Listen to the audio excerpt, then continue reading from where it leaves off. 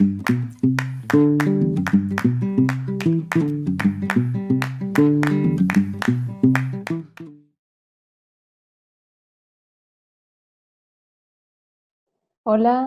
yo soy Andrea Aznar, soy codirectora de la Fundación Itineris. Estamos en Buenos Aires, Argentina. Hola, soy Diego González Castañón, también codirector de la Fundación Itineris, que lleva 21 años trabajando en el campo de la discapacidad, en Bueno, Latinoamérica y en varias partes de Argentina en especial. sí, queríamos agradecer a Centro Crianza que nos da la oportunidad de poder encontrarnos con ustedes y también de poder mostrarles algunos avances que desarrolló la Fundación junto con otros colegas e instituciones, que tiene que ver con la profundización de todo el marco teórico y las herramientas con las que venimos trabajando desde la autodeterminación. Así que bueno, hoy les vamos a contar buena parte de ese desarrollo. El tema principal de hoy es la autodeterminación y cómo estamos desarrollando, que esta era la novedad, una herramienta para evaluar la autodeterminación en niños, en adolescentes y también en personas con discapacidad múltiple. Eh, Vamos a hacer una pequeña introducción a lo que es la autodeterminación y a otras cosas donde la relevancia de la autodeterminación es clave. Sí, nosotros queríamos enmarcar esta ponencia en pensar qué es la planificación centrada en la persona, porque la autodeterminación es un eje, es un constructo fundamental a la hora de hacer una planificación centrada en la persona. Hemos desarrollado un modelo argentino de PCP y como vemos allí, cada región requiere de una metodología que le es propia, al menos en nuestro país hicimos mucho recorrido en cómo armar una planificación centrada en la persona con cientos de instituciones a las que capacitamos y hemos encontrado un modelo propio articulado con nuestros marcos teóricos, pero también con una cultura latinoamericana que bueno, usa sus propias herramientas y que responde a una población con requerimientos y necesidades propias. La distinción entre nuestro modelo y los demás modelos va a dar para otra ocasión. Lo que sí queríamos comentarles es que la autodeterminación es un constructo. Si es un constructo, a diferencia de un concepto, es algo que se arma, que no tiene una existencia definida, sino que tiene que ver con componentes, como ladrillos de una pared. Esos componentes, para poder comprender y trabajar desde la autodeterminación, tienen que ver con la responsabilidad, con el contexto, con el protagonismo y con la libertad. Vamos a ir viendo que cada uno de ellos tiene efectos particulares, son una especie de ojos de ruta que nos permite la intervención, que nos permite también la evaluación y poder o ir a buscar o darnos cuenta en qué momento de la vida de la persona se está manifestando y en qué sentido se está manifestando la autodeterminación. Eso es lo que nos permite poder pensar estos distintos componentes. Para ver cómo evoluciona la autodeterminación, necesitamos herramientas. Las herramientas que usualmente utilizamos escalas, pero pueden ser cuestionarios, también tienen que ser culturalmente pertinentes. Una y otra vez, en los distintos temas que abordamos, calidad de vida, autodeterminación, apoyos, vemos que utilizar herramientas que provengan de otras culturas no tiene demasiado sentido. Las interpretaciones son muy tiradas de los pelos, realmente. Lo que se concibe como autodeterminación en culturas más individualistas, más exitistas,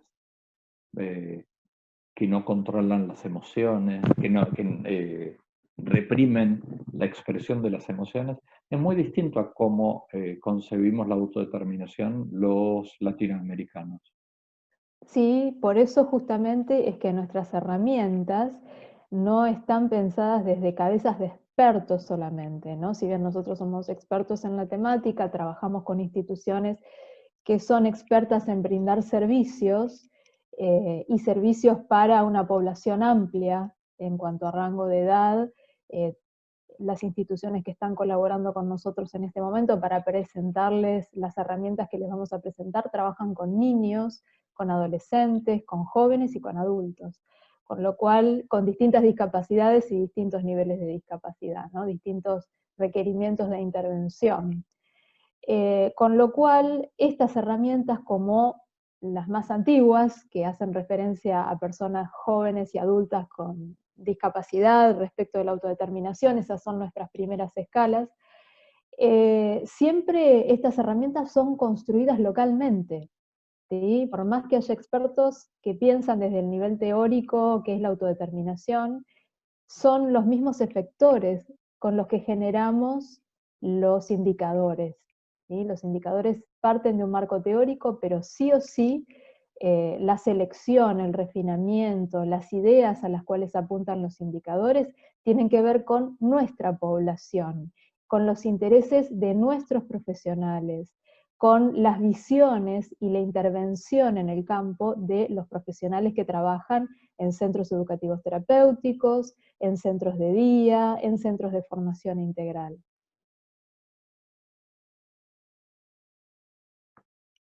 Los resultados de la escala Itineris de autodeterminación para jóvenes y adultos tienen este formato. Este es el formato que preferimos. Se analiza la cantidad de respuestas, casi siempre, a veces y casi nunca, para cada una de las áreas: contexto, el protagonismo, la libertad, la responsabilidad. Se puede sacar el total de una población. Esta es una foto que ustedes pueden tener de un grupo de beneficiarios que concurren a una escuela o a un centro de día, a un centro de rehabilitación.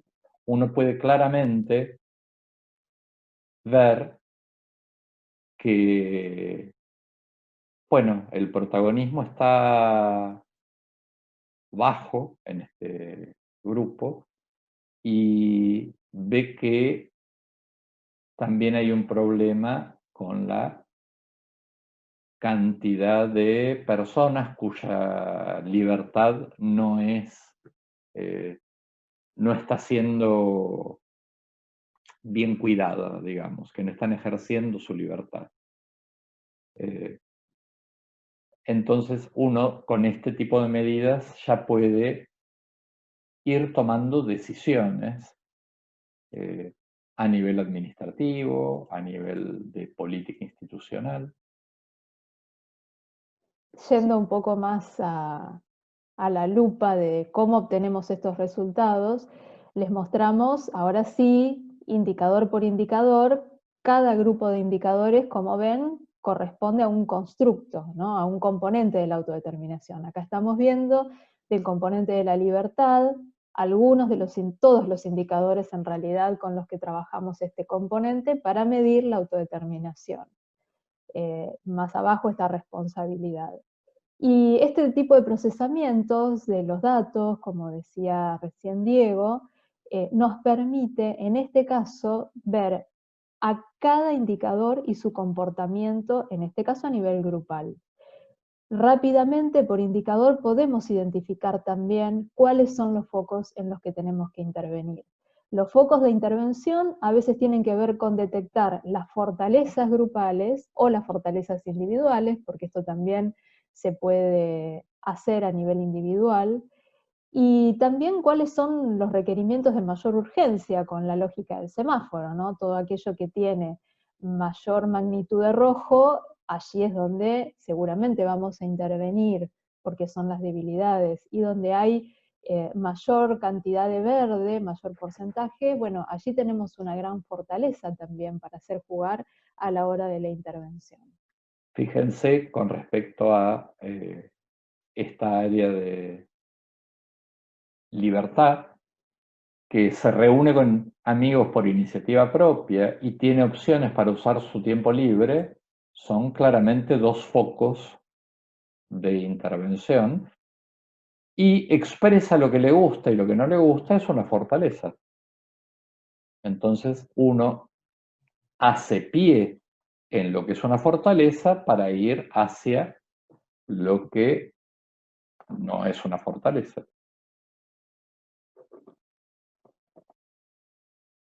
Bien. Con esa misma lógica y ese mismo espíritu es que estamos construyendo estas nuevas herramientas destinadas a población de niños, de adolescentes y también de personas que quizá no están dentro de este rango etario, pero sí tienen severas limitaciones o multidiscapacidades. Ahora, ¿Cuál es el marco teórico, ¿no?, en el que nos estamos basando? Bueno, como les veníamos contando, en todo el desarrollo de todos estos años, en donde la autodeterminación hace un diferencial esencial respecto de lo que es la autonomía.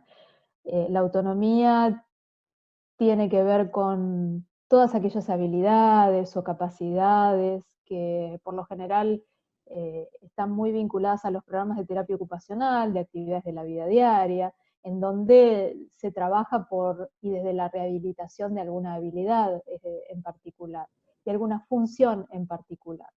Esto sí es algo muy importante para ser tenido en cuenta desde la autonomía, pero la autodeterminación definitivamente es algo diferente porque involucra a la subjetividad, involucra al deseo, involucra a la propia percepción que tiene la persona de su vida o a la construcción también de esa percepción y de esa subjetividad. Por eso es que estamos desarrollando con este espíritu de poder construir algo del orden de la subjetividad y de la autodeterminación, esta nueva herramienta destinada a niños y a adolescentes y también a personas con alto requerimiento de intervención. la autonomía sigue la lógica individual. Más allá de las intenciones buenas que pueda tener un practicante individual o una institución, el camino de la autonomía nos lleva a individuos y no a personas. Es implícitamente capacitista, es binaria, hace que lo logre o no lo logre, y se inscribe en una lógica meritocrática y excluyente. Esto no es un efecto de las instituciones, pero pensar en autonomía nos lleva a pensar en todo lo que no puede hacer solo una persona con discapacidad y en todo el poder concentrado que tienen los demás que, como no son autónomos, completamente autónomos, autoválidos, se decía en alguna época, bueno, tienen que habilitarles las cosas quienes concentran el poder. Nosotros estamos deliberadamente trabajando en buscar la heteronomía como un precursor de la autodeterminación y dejar a la autonomía para un campo específico de intervención que es el de la rehabilitación, y está muy bien, pero la autonomía se ha utilizado para inspirar los nuevos paradigmas, y la autonomía no es parte de los nuevos paradigmas. Buscamos Sí, y digo que hablando justamente de esto, Diego, pienso que el constructo de la autodeterminación y poder buscar precursores, ¿no?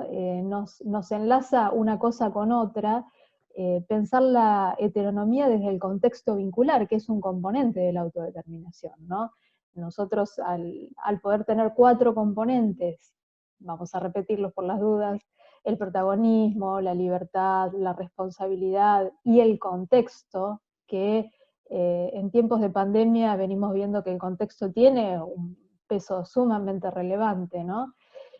Poder pensar la autodeterminación haciendo jugar el contexto tiene todo que ver con pensar la heteronomía, como decía Diego, y descentralizar ese poder que tiene, que se le supone, ¿no?, que tiene el contexto, porque también es una descentralización para fortalecer el posicionamiento subjetivo de la persona. Porque si no, el contexto aparece como el gran certificador, ¿no? Eh, ese elemento que permite decir si puede o si no puede hacerlo solo. Acá el contexto juega desde otro lugar, desde un lugar mucho más colaborativo, desde un lugar mucho más humanizante, que es lo que vamos a ver ahora. lo que las instituciones nos cuentan en esta época de gran restricción y que no se puede concurrir a las instituciones, es que las personas aprenden muchísimo. Esos que creíamos que no interactuaban, esos que estábamos convencidos que no se les caía una idea, resulta que se les caen ideas y se les ocurren cosas y aprenden. Y venían a la institución porque no podían solos. Y ahora la pandemia los pone en una situación donde están mucho más solos y la institución puede acompañar de lejos y resulta que pueden. Y los trabajadores de las instituciones reformulan su trabajo y ya no tienen que habilitar dentro de la institución, sino acompañar procesos fuera de la institución. Y por ahí nos siguen sin ser autónomos, pero son heterónomos. En la heteronomía, lo que se busca es una ética de hacer el bien en función del otro, no de hacer bien una tarea. Esto no es come con cuchillo y tenedor, usa los cubiertos. Sí, es come con los otros en la mesa. Sigue órdenes simples. No, esto es colabora en el hogar. Eh, Estas ABD no son para cumplir en un laboratorio, son para habilitar el ejercicio de la ciudadanía y son relevantes para todos, no individualmente. La heteronomía busca la plena inclusión y, al igual que la autodeterminación, busca equiparar oportunidades y empoderar a las personas. No remarcar una y otra vez, yo te doy servicios porque no podés solo. Bueno, desde también nuestro marco teórico y yendo quizá un poco más allá de lo que es el modelo social, o a propósito del modelo social, como para dar un paso más a partir de esto, modelo social que está muy ligado al concepto de autonomía. La autonomía en tanto la posibilidad de desarrollo individual en una comunidad en donde las barreras están siempre del lado de la comunidad, ¿no? Y donde la comunidad tiene que aprender mucho para desarticular todas las barreras físicas, las barreras actitudinales.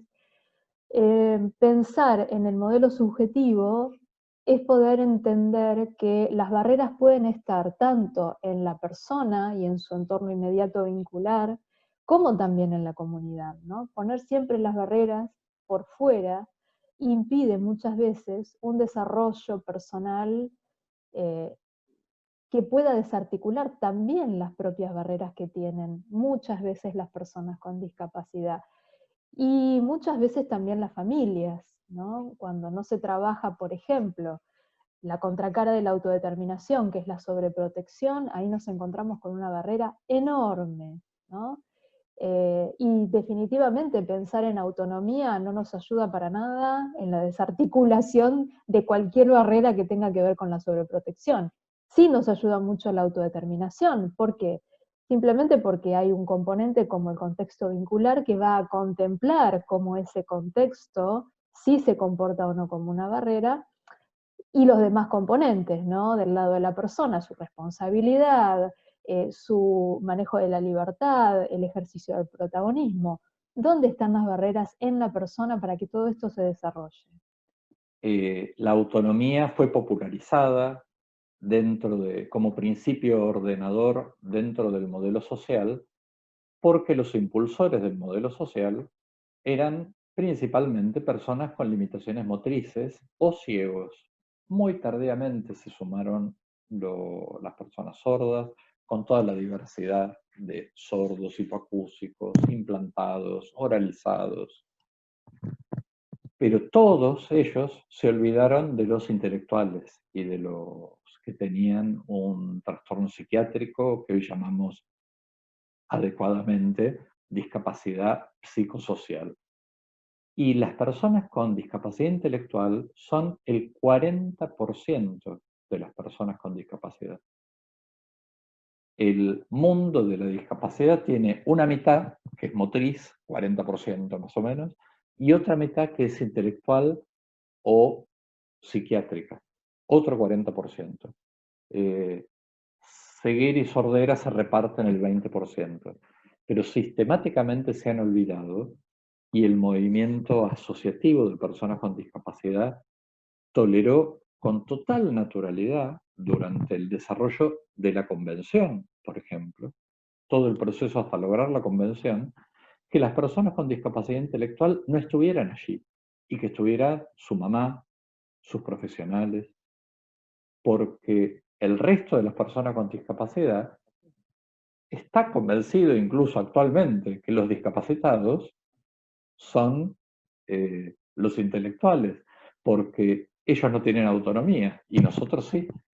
Y nosotros el problema que tenemos es que la comunidad nos pone barreras, pero los intelectuales llevan las barreras adentro.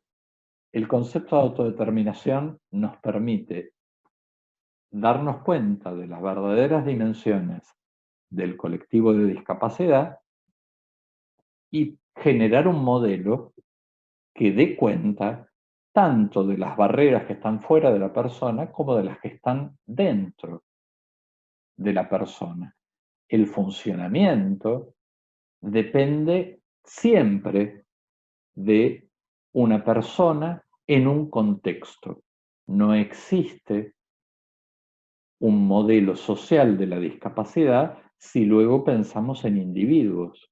Siempre tenemos que pensar en un contexto, una situación social en la cual la persona se mueve.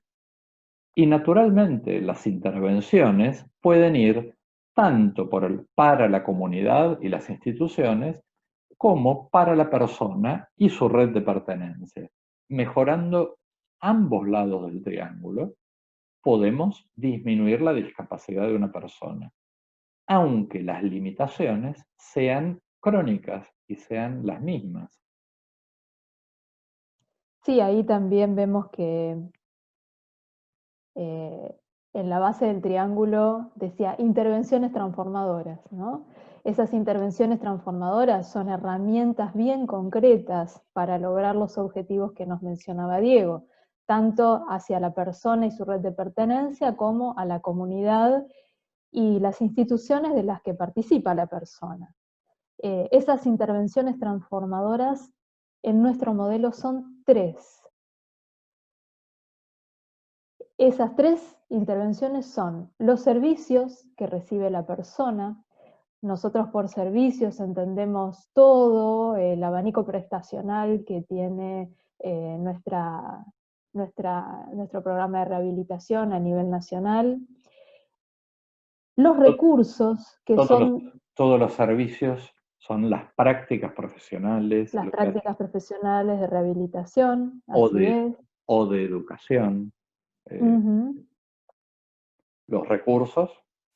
Dale. Sí, los recursos que son todas aquellos dispositivos o las acciones que hacen que las personas dispongan de herramientas concretas como por ejemplo un subsidio por su discapacidad, el pase de transporte, el certificado de discapacidad, cualquier programa, cualquier dispositivo que un gobierno, una organización de la sociedad civil, una familia ponga a disposición de la persona con discapacidad, estos son recursos, ¿sí? Entonces, tenemos los servicios, tenemos los recursos, y la tercera intervención transformadora tiene que ver con los apoyos. Los apoyos que también tienen una conceptualización muy particular. Un apoyo no es un concepto que se pueda usar indistintamente e indiscriminadamente como sinónimo de ayuda o muchas veces banalizar la palabra apoyo para hacerla sinónimo de un montón de intervenciones que no son apoyo. Nosotros tenemos una definición bastante precisa de lo que es un apoyo y también tiene componentes sin los cuales no podríamos pensar que esa intervención es un apoyo. El apoyo es una actividad vincular que se da entre humanos. Esto quiere decir que no es una silla de ruedas, que no es una configuración de un montón de cosas que se hacen para que la persona tenga mejor adaptación curricular. Eso para nosotros no es un apoyo. Las estrategias son parte de los servicios. Las estrategias educativas, lo que se habla en el mundo educativo de configuraciones de apoyo, esos son recursos humanos, son servicios, estrategias didácticas, adecuar un currículum no es un apoyo, es otra cosa, es adecuar un currículum. Eso es parte de la tarea docente. Está muy bien hecho. Los apoyos son de bajo costo y alto impacto. Faltan algunos componentes. faltan tres componentes. Veníamos diciendo que es una actividad vincular. Además es una actividad altamente personalizada, es un traje hecho a medida de la persona, y hay dos componentes más que son muy importantes, que es la planificación y la evaluación. En estos 5 componentes la persona es una protagonista. La persona es parte de esa planificación y también es parte de la evaluación. La persona define de quién quiere recibir el apoyo, cómo recibe el apoyo, para qué y en qué está destinado este apoyo, y si el apoyo sirve o no sirve. Y entonces hay que volver a rediseñarlo en el caso de que hay algo que no salga bien, o haya algo que no salga bien. Si ustedes trabajan en una institución y, como todos, utilizan apoyo en sentido demasiado amplio, pregúntense, ¿quién firma las evaluaciones? ¿Alguna vez las firmó la persona con discapacidad? Porque si no las firma la persona con discapacidad, es un servicio, es trabajo profesional, no es un apoyo. Y si la persona no da su opinión, y si la persona no recibe su propia evaluación, sigue siendo una práctica profesional, en términos que pueda entender. Puede recibir un boletín, pero bueno, eso es una evaluación que hacen otros, no tiene que ver conmigo. En el modelo de planificación centrada en la persona, se diferencian mucho estos 3 tipos de intervenciones. Ahora que estamos en época de pandemia, quizás vean este video dentro de muchos años y todo sea parte del pasado o sea el comienzo de la nueva normalidad. Y hay muchos materiales que hablan sobre qué medidas implementar diríamos, intervenciones en caso de que una persona con discapacidad en una institución o en el hogar tengan COVID. Vayan a ver y fíjense si encuentran alguno que diga, como hemos encontrado, que dicen apoyo cada 2 renglones. Entonces, el apoyo y damos apoyo y hay que organizar los apoyos y brindar apoyos y el apoyo a los que brindan apoyo. Y esto no es un chiste, este es un berenjenal en el que se cae porque uno no describe las categorías claramente. Para poder intervenir y antes de intervenir, tengo que tener muy en claro la autodeterminación de la persona y tengo que tener muy en claro la plena inclusión de la persona y que yo estoy trabajando para eso. Esos son 2 bastones que mantienen tensa una urdimbre hecha de metas personales. Entonces, primero, antes de intervenir, tomo en cuenta las metas de la persona, los sueños de la persona, los tenso con la autodeterminación y con la plena inclusión, y luego voy tramando las intervenciones, sean estas servicios, apoyos, recursos, y los voy hilvanando. Y el textil que va saliendo cambia en distintas épocas de la vida y en distintas instituciones y en distintas ciudades, y no se puede uniformar. No, de hecho es un modelo individual, subjetivo, en este caso, para ser más precisos, y lo Personal. que tenemos que tener en cuenta es que la autodeterminación es fundamental. Cuando nosotros queremos implementar este modelo y ponerlo en práctica, vamos a darnos cuenta que si la persona no tiene un trabajo previo o si no estamos iniciando un trabajo en autodeterminación integral, ¿no? Que no solo tenga que ver con ella, sino también con su entorno, que tenga que ver con su familia, va a ser muy difícil que podamos encontrar junto a ella o que ella pueda expresar esas metas de las que hablábamos recién. Para que una persona con discapacidad pueda formular sus metas, tiene que tener un trabajo previo en el protagonismo, en sentirse orgulloso, en sentirse valioso, en hacer algún uso de su libertad, en la habilitación que le da el contexto, en un reconocimiento de parte de ese contexto, también fuertemente en la responsabilidad, en cómo se compromete con los objetivos que ella se puede ir armando para su vida y para su proyecto de vida. En realidad todo esto no es que se da de una forma lógica y secuencial, ¿no? En general, cuando uno trabaja desde la autodeterminación, no empieza paso 1, paso 2 y paso 3, o componente 1, componente 2 y componente 3. Muchas veces trabajar en un componente nos facilita que a la vez otros componentes se vayan alineando y vayan surgiendo algunos efectos de nuestro trabajo. Entonces no es un trabajo súper prolijo de planilla, es un trabajo subjetivo, subjetivante, y muchas veces se arranca desde un estadio previo, humanizante. ¿Sí? La autodeterminación nos permite realizar un trabajo de humanización y de subjetivación con la persona. En este caso estamos viendo otra vez un triángulo que lo usamos para, que en realidad no es un triángulo solito, ¿no? Vemos que tiene Es una pirámide triangular, es como un tetraedro. un dado de 4 caras. Nos gusta, nos gusta también jugar con los gráficos y las formas. Y esto nos sirve para representar cómo interactúan de a pares los componentes de la autodeterminación y cuáles son los efectos, ¿no? Si yo trabajo, en este caso, con la responsabilidad y el protagonismo, seguramente voy a alentar que aparezca la iniciativa en la persona, que es algo bastante difícil de lograr muchas veces en el ámbito de la discapacidad intelectual, que tengan iniciativa, que propongan ideas. Si trabajo la responsabilidad y uso el contexto vincular, voy a tener un montón de recursos. Nosotros siempre hablamos de recursos disponibles, en mayor medida, si son gratuitos mejor, que hay en la comunidad. El punto es cómo la persona aprende a apropiarse de esos recursos y cómo su entorno más inmediato también lo hace.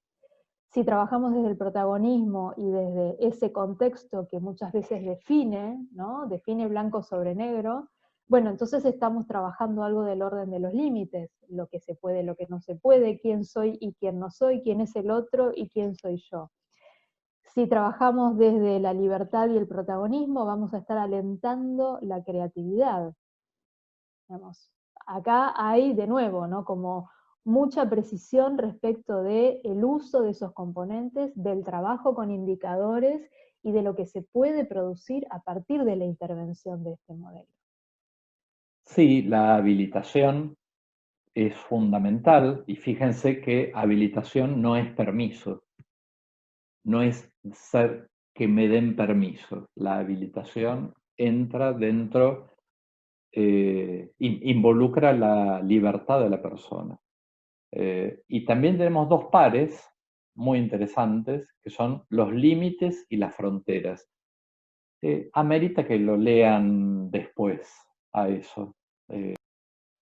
La puesta en práctica de este modelo nos llevó a ver la necesidad de desarrollar algo específico para jóvenes que tenían alguna discapacidad, desde niños.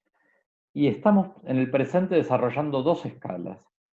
Una escala de autodeterminación para niños y adolescentes o personas con discapacidad con altos requerimientos de intervención.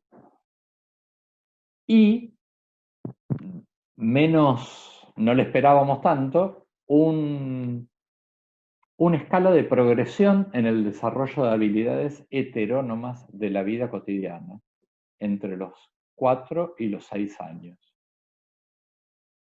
La escala de autodeterminación ya está lista, es muy similar en estructura a la de adultos, y ya comenzaron las pruebas piloto en 5 centros de Argentina.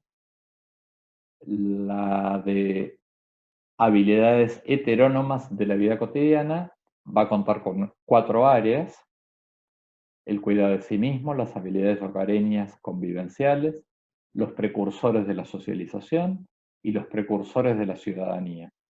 Sí, y es entre 4 y 16, porque dijiste recién 6, Ah. entre 4 y 16. Bueno, la verdad que esto que decía Diego, ¿no? Nos topamos con el desarrollo de una escala que fuera precursor de la autodeterminación, pero que a la vez no estuviera centrado en la autonomía.